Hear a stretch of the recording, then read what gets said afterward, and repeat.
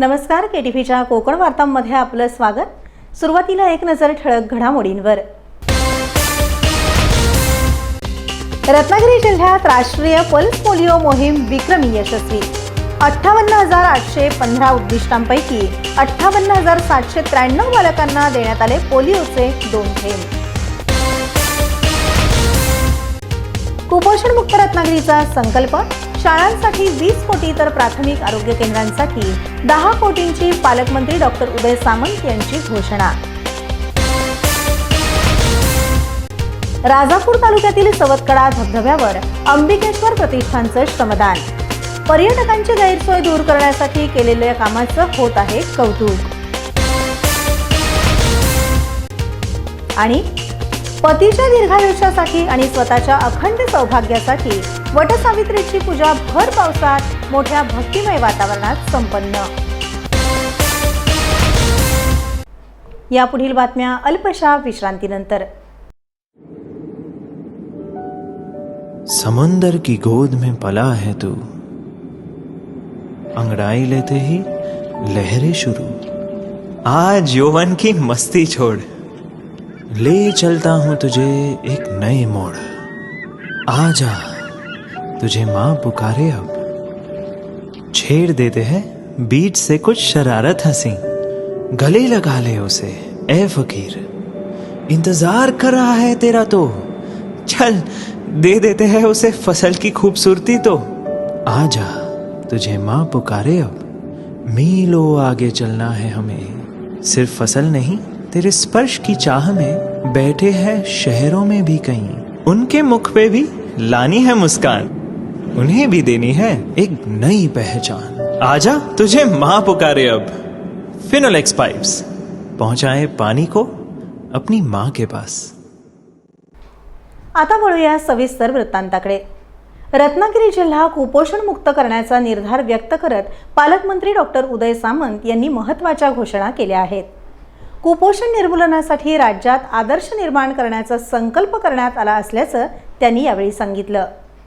विषयावर मी जिल्हा परिषदेमध्ये बैठक लावलेली होती आणि ती बैठक 2 विषयावर होती। एक कुपोषित बालक आणि दुसरा आरोग्य विभाग आणि आरोग्य विभागाची चर्चा करत असताना शिक्षण विभाग, अशा काही बैठकांचं मी आयोजन केलं होतं। तर एक महत्त्वाची गोष्ट जी पहिल्यांदा आपल्याला सांगायची आहे की आपण जे काही गैरसमजातनं 632 कुपोषित बालकं आहेत अशा पद्धतीची एक चर्चा करतोय, तर ती थोडी बरोबर देखील आहे आणि थोडी चूक देखील आहे। खरी कुपोषित बालकं जी आहेत आपल्या जिल्ह्यामध्ये, जी एकदम सिव्हिअर याच्यामध्ये आहेत, ती फक्त 38 आहेत। त्यातली 5 सिंधुदुर्गामधली आहेत, म्हणजे 34 आपल्याकडची आहेत।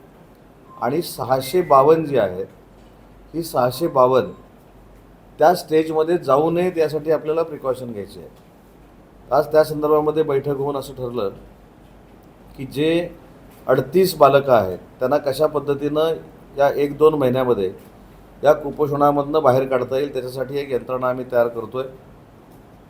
यंत्रणा तयार करून त्यांच्या पालकांना विनंती करतो आहे की आम्ही एक हॉस्पिटलसारखीच एक सिस्टीम रत्नागिरीमध्ये उभी करतो आहे या कुपोषणाच्या बाबतीमध्ये, आणि त्यांच्या पालकांना मुलासकट तिथे आणून ठेवून त्याच्यातनं 8 दिवसाचं ट्रीटमेंट करून त्याच्यातनं ती मुलं बाहेर पडतात का, हा एक देखील आम्ही प्रयत्न करणार आहोत। डेरवणसारखं हॉस्पिटलसोबत घेऊन डेरवणमधनं जे प्रोटीन्सचे आणि लाडू दिले जातात ते देऊन त्याच्यातनं कुपोषण बाहेर येईल का, त्याचा आम्ही प्रयत्न करणार आहोत। आणि DPCमधनं काही फंड देऊन औषधं किंवा पोषण आहार देऊन तिथनं ती स्टेज बदलता येईल का, हा आम्ही प्रयत्न करणार आहोत। आणि 652च्या बाबतीमध्ये असा निर्णय घेतला आहे की जेवढे आपले 56 जिल्हा परिषदेचे सदस्य जे आहेत त्यांच्या प्रभागामध्ये, त्यांच्या जिल्हा परिषदेच्या पूर्ण त्या एरियामध्ये जिथं जिथं कुपोषित बालकं आहेत तिथं त्याचं पालकत्व जिल्हा परिषदेच्या सदस्यांनी स्वीकारावं, अशा पद्धतीचा आजच्या बैठकीमध्ये निर्णय घेण्यात आला। त्या पद्धतीनं प्रशासन काम करेल आणि वर्षभराच्या आत जो आकडा वाढलेला आपल्याला दिसतो तो 50% कमी करण्याचा निर्णय आजच्या बैठकीमध्ये झाला आहे आणि अजून 6-7 महिन्यानंतर त्याची प्रोसिजर सुरू होईल। आता अजून एक त्याच्यातली महत्त्वाची गोष्ट अशी आहे की आपण ज्या पद्धतीनं गैरसमज करून घेतो, महाराष्ट्रामध्ये शेवटून 2 नंबरला रत्नागिरी आहे.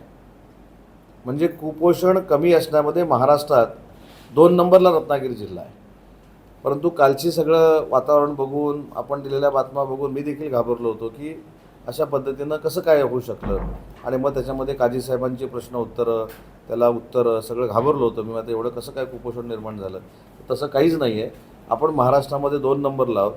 सॅम आणि मॅम असे 2 प्रकार त्याच्यामध्ये आहेत. ते सॅमला देखील आपण 2 नंबरला आहोत आणि मॅमला देखील 2 किंवा 3 नंबरला आहोत. त्याच्यामुळं जिल्हा प्रशासन चांगलं काम करतं आहे. जिल्हा परिषदेचं प्रशासन देखील चांगलं काम करतं आहे. जिल्हा परिषदेच्या अध्यक्षांच्या नेतृत्वाखाली सगळे सभापती अतिशय डोळस पद्धतीने ह्या सिस्टीमकडे बघत आहेत. त्याच्यामुळे कुपोषण कमी करण्यासाठी रत्नागिरी जिल्हा परिषद ही अग्रेसर राहील आणि महाराष्ट्रामध्ये आदर्श निर्माण करेल. नंबर 1. नंबर 2, PSC सेंटर जी आहेत ती दरवर्षी 10 PSC सेंटर स्मार्ट करण्याचा, त्याच्यानंतर मॉड्युलर OT करण्याचा निर्णय आजच्या बैठकीमध्ये घेतलेला आहे. आणि सुरुवातीला 10 कोटी रुपये जिल्हा परिषदेला द्यायचा निर्णय आम्ही घेतलेला आहे. त्याच्यामधनं आपली जी यंत्रणा आहे आरोग्याची ही स्थानिक लेवललाच मिळेल अशा पद्धतीचा निर्णय होता. जास्तीत जास्त नॅचरल डिलिव्हरी झाल्या पाहिजेत, त्याच्यावर भर दिला गेला पाहिजे अशी देखील चर्चा आमच्या बैठकीमध्ये झाली. 3री जी बैठक झाली त्याच्यामध्ये शालेय शिक्षणासाठी ज्या खोल्या लागतात त्या किमान 200 ते 250 खोल्या नव्यानं बांधण्याचा निर्णय आमच्या बैठकीमध्ये घेण्यात आलेला आहे. आणि पहिला 15 ते 20 कोटी रुपयाचा टप्पा हा जिल्हा परिषदेला देण्याचा निर्णय देखील आजच्या बैठकीत झालेला आहे. रत्नागिरी जिल्हा परिषदेत कुपोषित बालकांच्या संदर्भातील आढावा बैठकीनंतर आयोजित पत्रकार परिषदेत पालकमंत्री डॉक्टर उदय सामंत बोलत होते. ग्रामीण भागातील नागरिकांना स्थानिक स्तरावरच दर्जेदार आरोग्य सुविधा उपलब्ध व्हाव्यात यासाठी दरवर्षी 10 प्राथमिक आरोग्य केंद्रांचं अद्ययावतीकरण करण्यात येणार आहे.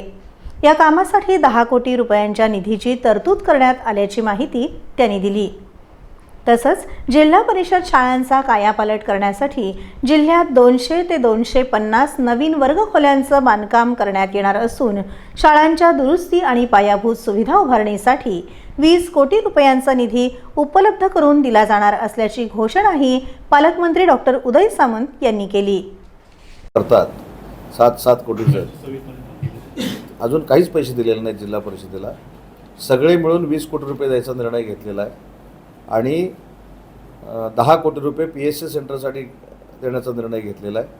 आणि कुपोषित बालकांच्या संदर्भामध्ये काय निर्णय घेतला मी तुम्हाला सांगितलं. 38 पैकी 4 आपण म्हणाले सिंधुदुर्गचे आणि 34 रत्नागिरी जिल्ह्यात. 5 सिंधुदुर्गचे. 5 रत्नागिरी जिल्ह्यात नेमके कुठल्या तालुक्यात जास्त आहे? ना आहे ना, ही काही यादी आहे. प्रत्येक तालुक्याची मी यादीच देतो ना. त्याच्यामध्ये महत्त्वाचा विषय कुपोषित बालक म्हणजे कशी म्हणता येणार नाही, वजन कमी किंवा उंचीच्या मला त्यांचं वजन कमी. पण ज्यावेळेला महिला प्रसूती आहे गरोदर ज्यावेळेला कळतं तिथपासून 9 महिने. अगदी बरोबर आहे. हे महत्त्वाचे घेणं ना अतिशय महत्त्वाचा मुद्दा आहे. आणि त्याच्यापेक्षा अजून एक सांगतो की वजन कमी आहे याच्यापेक्षा त्याला आपण काय म्हणतो प्री मॅच्युअर्ड बेबी किंवा प्री मॅच्युअर्ड डिलिव्हरी ज्यावेळी होते त्यावेळी ह्या सगळ्या गोष्टी निर्माण होतात. ह्याच्यामध्ये स्थलांतरित बालकं देखील आहेत. म्हणजे प्रॉपर जिल्ह्यातली ज्या देशातला भाग नाही, स्थलांतरित म्हणजे जी कामाला येणारी लोकं आहेत त्यांची जी बालकं आहेत ती जी कुपोषित आहेत त्यांची नावं देखील याच्यामध्ये आहेत. परंतु ती देखील महाराष्ट्रातलीच जनता आहे, भारतातलीच जनता आहे. त्याच्यामुळे त्या मुलांना देखील संरक्षण देणं हे आमचं कर्तव्य आहे. त्या भावनेतनं आज आम्ही निर्णय घेतलेला आहे. ते 9 महिने आणि पुढचे मुलांचे पालन पोषणाचे 2 वर्ष ते साधारणपणे 1000 दिवस असं ते गोल्डन पिरियड असं आपण ते म्हटलं. त्याच्यावरती लक्ष अधिक केंद्रित यंत्रणेचं ह्याच्यामध्ये अवेअरनेस क्रिएट करणं देखील गरजेचं आहे. मला आज अधिकाऱ्यांनी असं सांगितलं, प्रॅक्टिकली ग्राउंडवर काम करणाऱ्या जिल्हा परिषद सदस्यांनी सांगितलं, मॅडमने देखील सांगितलं मला आणि सभापती मॅडमने देखील सांगितलं की ज्यावेळी कुपोषित बालक झालेलं आहे हे जेव्हा लक्षात येतं त्यावेळी आईवडिलांना आणि मुलाला हॉस्पिटलमध्ये आणून ठेवून ट्रीटमेंट देण्याची एक योजना आपल्याकडे आहे. म्हणजे आईनं तरी येऊन थांबलं पाहिजे, मुलानं थांबलं पाहिजे. त्या आईला दर दिवशी 300 रुपये शासनाकडून दिले जातात आणि बाकी सगळ्या सुविधा उपलब्ध करून दिल्या जातात. ही देखील आपल्याकडची मानसिकता नसल्याचं कारण मला या सगळ्या मंडळींनी सांगितलं. म्हणूनच आपण एक हॉटेलसारखी सिस्टीम करता येईल का, त्याच्यामध्ये 8 दिवस आणून ठेवता येईल का, निदान हे शून्यावर आकडा येईपर्यंत अशी प्रोसिजर करण्याचा आमचा प्रयत्न आहे. आणि त्याच्यातनंच आज आम्ही काही निर्णय घेतले. आपण आता बोलला 2 मुद्द्यावर आपण आढावा घेतलात. आरोग्य, आता पाऊस सुरू झाला, अजून भरपूर पडायचा आहे. नेमकं PSC, ग्रामीण रुग्णालय, डॉक्टरांची, औषधांची याचा आपण आढावा घेताना आपल्याला काय दिसून येतं रत्नागिरी जिल्ह्यामध्ये? मला तर वावगं काय असं दिसूनच आलेलं नाही. आरोग्याची यंत्रणा, मग ती DHOची असेल, आमच्या CSC असेल किंवा डीनची असेल, अतिशय सक्षमपणानं काम करत आहेत. डॉक्टरांचा जो मुद्दा होता तो देखील आता कमी कमी होत आलेला आहे. अतिशय चांगल्या पद्धतीची ट्रीटमेंट सिव्हिल हॉस्पिटलमध्ये मिळते. सिव्हिल हॉस्पिटलचं इन्फ्रास्ट्रक्चर चांगलं आहे, मेडिकल कॉलेजचं इन्फ्रास्ट्रक्चर चांगलं आहे. PSC देखील अनेक आम्ही स्मार्ट केलेले आहेत. ट्रॉमा केअर स्मार्ट करतो आहे. ग्रामीण रुग्णालय देखील स्मार्ट करण्याची प्रोसिजर सुरू आहे. त्याच्यामुळे रत्नागिरी जिल्हा हा आरोग्याच्या दृष्टीनं अतिशय सक्षम करण्याचा निर्णय आम्ही पूर्वी जो घेतलेला होता त्याला नक्की बळ मिळते. कुपोषित वर्गामध्ये मुला केंद्र शासनाच्या राष्ट्रीय पल्स पोलिओ लसीकरण मोहिमेअंतर्गत रत्नागिरी जिल्ह्यात राबवण्यात आलेली मोहीम अत्यंत यशस्वी ठरली. जिल्ह्यातील 0 ते 5 वर्ष वयोगटातील 58,793 बालकांना पोलिओ प्रतिबंधक लसीचे 2 थेंब पाजण्यात आले, तर उर्वरित बालकांना घरभेटीद्वारे लसीकरण करण्यात येणार आहे. या मोहिमेसाठी जिल्ह्याभरात 1,659 पोलिओ लसीकरण बूथ उभारण्यात आले होते. 3,477 आरोग्य कर्मचारी प्रत्यक्ष लसीकरणासाठी कार्यरत होते, तर 346 पर्यवेक्षक आणि अधिकाऱ्यांनी प्रत्येक बूथला भेट देऊन संपूर्ण प्रक्रियेवर बारकाईनं लक्ष ठेवलं. सर्व यंत्रणांच्या समन्वयातून ही मोहीम यशस्वीपणे पूर्ण झाली. या मोहिमेचा जिल्हास्तरीय शुभारंभ राज्याचे उद्योग आणि मराठी भाषा मंत्री तथा रत्नागिरीचे पालकमंत्री डॉक्टर उदय सामंत आणि जिल्हा परिषदेच्या मुख्य कार्यकारी अधिकारी वैदेही रानडे यांच्या हस्ते झाला. जिल्हा परिषद अध्यक्षा अस्मिता केंद्रे, उपाध्यक्ष विलास चाळके, मुख्य कार्यकारी अधिकारी वैदेही रानडे तसंच जिल्हा आरोग्य अधिकारी डॉक्टर अनिरुद्ध आठले यांच्या मार्गदर्शनाखाली संपूर्ण मोहीम राबवण्यात आली.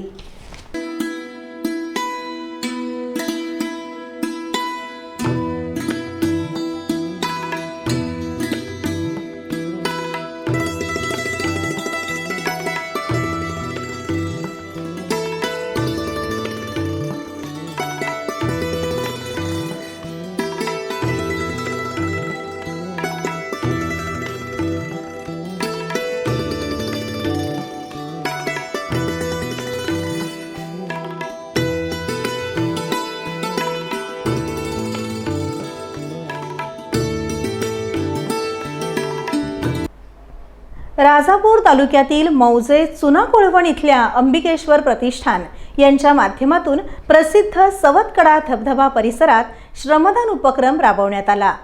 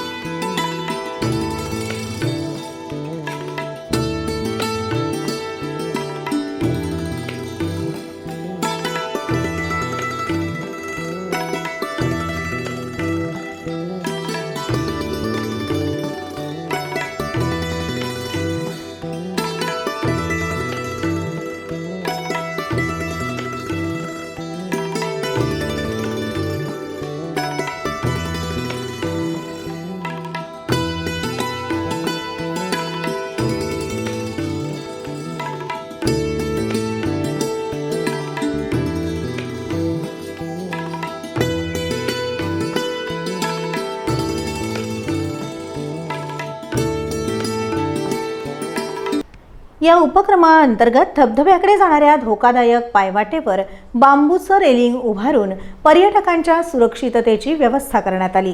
तसंच सवतकडा धबधब्यापर्यंत पोहोचण्यासाठी असलेल्या पायवाटेची साफसफाई करून ती अधिक रुंद आणि सुकर करण्यात आली.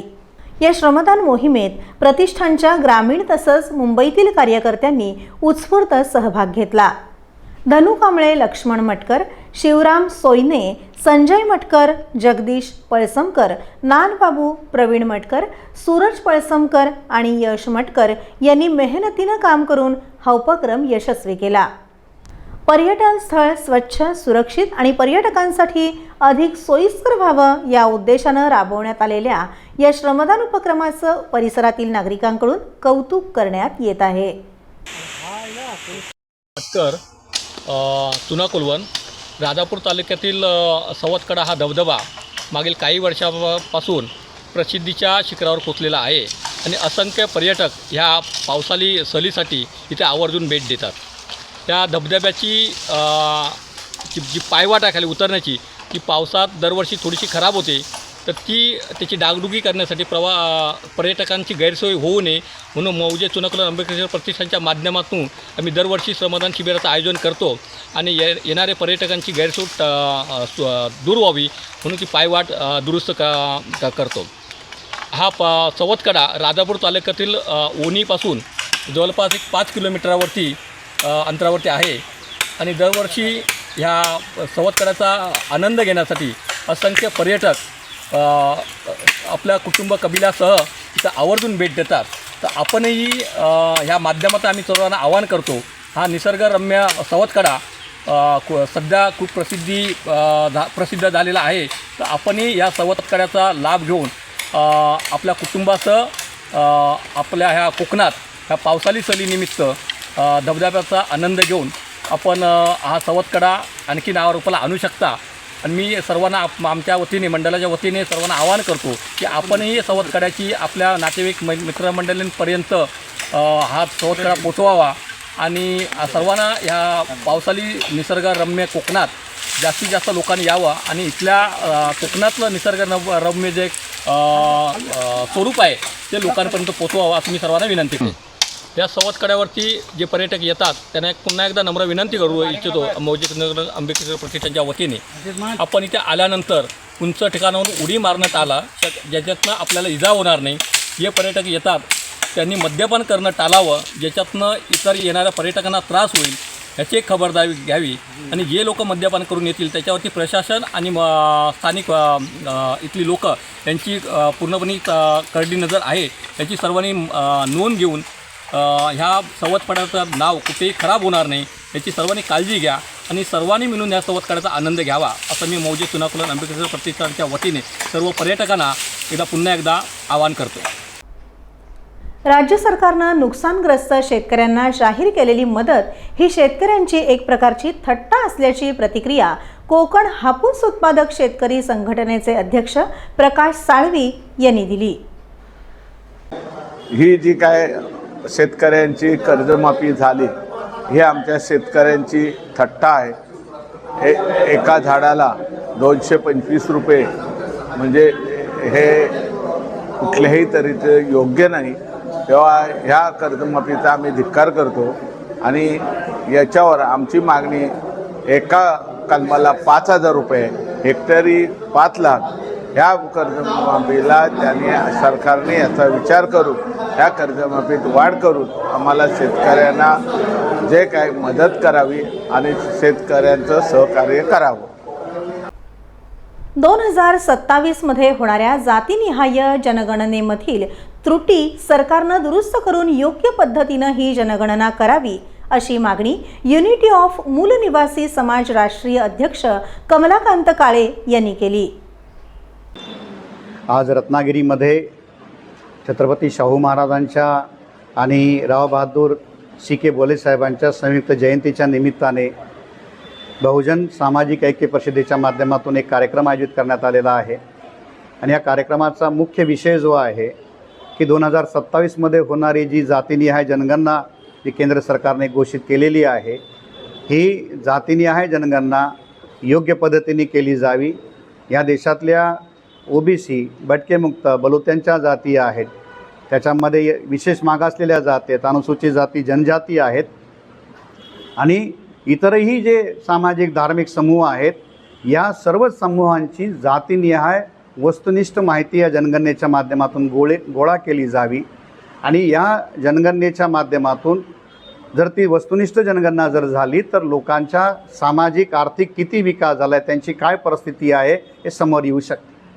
परंतु मागच्या जून महिन्यामध्ये 15 मे ते 15 जून या कालावधीमध्ये जी घरगणना झाली, या घरगणनेमध्ये जे आश्वासन दिलं गेलं होतं की जातीन्याय जनगणना होणार आहे, त्यामध्ये ओबीसीचा कुठलाही कॉलम ठेवला गेला नव्हता. त्यामुळे या देशातल्या ओबीसींच्या मनामध्ये, बलुत्यांच्या मनामध्ये ही ठाम शंका आणि अविश्वास निर्माण झालेला आहे की येणाऱ्या जनगणनेमध्ये पुन्हा त्यांच्याबरोबर धोकेबाजी होण्याची संभावना आहे. सरकारकडे अजूनही वेळ आहे, 6 महिन्याचा कालावधी त्या मुख्य जनगणनेला अजूनही बाकी आहे. तर त्या कालावधीमध्ये सरकारने या गोष्टीची दुरुस्ती करावी आणि या देशातल्या सर्वच जातींची व्यवस्थित पद्धतीने, शास्त्रशुद्ध पद्धतीने जनगणना केली जावी, जाती जनगणना केली जावी आणि त्याच्या आधारावरती भविष्यातल्या ज्या विकास योजना आहेत, अनेक जी काही कामं आहेत, त्या गोष्टीसाठी हा डाटा महत्त्वाचा ठरेल. म्हणून आम्ही यासाठी आंदोलन करत आहोत की सरकारने या गोष्टी तातडीने दुरुस्त कराव्यात आणि जाती जनगणना करावी आणि त्या जाती जनगणनेची वस्तुनिष्ठता ही लोकांना माहिती होण्यासाठी त्याच्याविषयी मोठ्या प्रमाणात समाजालाही जागरण करण्याच्याच हेतूने आजचा हा कार्यक्रम आयोजित करण्यात आला होता. आपल्या सर्वांना मी आवाहन करतो की आपल्या लोकप्रिय प्रसारमाध्यमांच्या माध्यमातून आपणही जनतेला या बाबतीमध्ये जागृत करावं. धन्यवाद. कमलाकांत काळे हे रत्नागिरीत आले असता त्यांनी डॉक्टर बाबासाहेब आंबेडकर स्मारक इथे पत्रकार परिषद घेऊन या जनगणनेसंदर्भात आपली भूमिका स्पष्ट केली. या पत्रकार परिषदेला ओबीसी संघर्ष समितीचे अध्यक्ष सचिन गिजबिले, अशोक भाटकर, मिलिंद नार्वेकर, प्रकाश साळवी, रघुवीर शेलार, सुरेंद्र घुडे आदी उपस्थित होते. ज्येष्ठ शुद्ध पौर्णिमा म्हणजेच संपूर्ण महाराष्ट्रात श्रद्धा आणि उत्साहानं साजरा केला जाणारा वटपौर्णिमेचा सण. पतीच्या दीर्घायुष्यासाठी आणि स्वतःच्या अखंड सौभाग्यासाठी सुवासिनी महिलांनी वडाच्या झाडाची पूजा केली.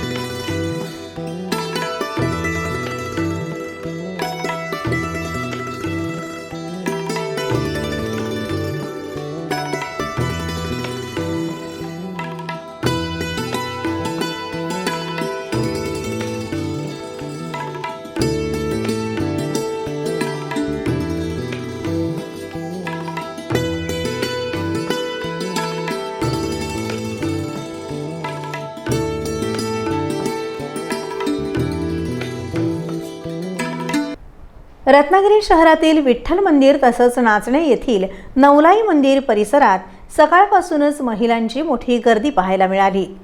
पारंपरिक मराठमोळ्या वेशात सजलेल्या सुवासिनींमुळे परिसराला उत्सवी स्वरूप प्राप्त झालं होतं. वडाचं झाड दीर्घायुष्य, स्थैर्य आणि अखंड नात्याचं प्रतीक मानलं जातं. जन्मोजन्मी हाच पती लाभू दे अशी प्रार्थना करत महिलांनी वडाच्या झाडाला 7 फेऱ्या मारून सूत गुंडाळून विधिवत पूजा केली. यासोबतच कुटुंबाच्या सुखसमृद्धीसाठीही त्यांनी प्रार्थना केली. शहरात पावसाचा जोर वाढलेला असतानाही महिलांच्या उत्साहात कोणतीही कमतरता दिसून आली नाही. पावसात भिजत भक्तिभावानं आणि आनंदी वातावरणात वटपौर्णिमेचा सण साजरा करताना महिलांचे उत्साही चित्र रत्नागिरीत पाहायला मिळाले. नमस्कार. आज ज्येष्ठ पौर्णिमा म्हणजेच वटपौर्णिमा. वटपौर्णिमा हा सण सत्यवान सावित्रीच्या प्रेमकथेवर व त्यांनी सावित्रीने सत्यवानाचे प्राण यमाकडून कसे घेतले यासाठी आम्ही मानला जातो.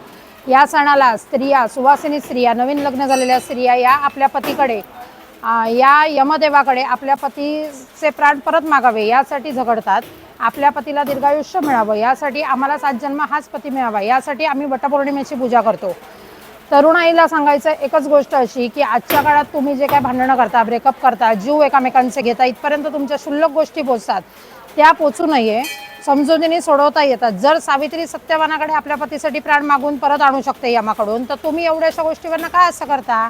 सायन्स एवढं पुढे गेलेलं आहे. तर या वटपौर्णिमेला आम्ही दोरा गुंडाळून 7 फेरे धरून आपल्या पती 7 जन्म आम्हाला मिळावा यासाठी आम्ही झगडतो. तर तुम्ही या गोष्टी टाळून आज सत्यवान सावित्रीच्या कथा ऐका, वटपौर्णिमेची व्रत ऐका व त्यातून तुम्ही हे सगळं न घडता कसे आपल्याला एकमेकांचे प्राण वाचवता येतील यासाठी बोध घ्या. धन्यवाद.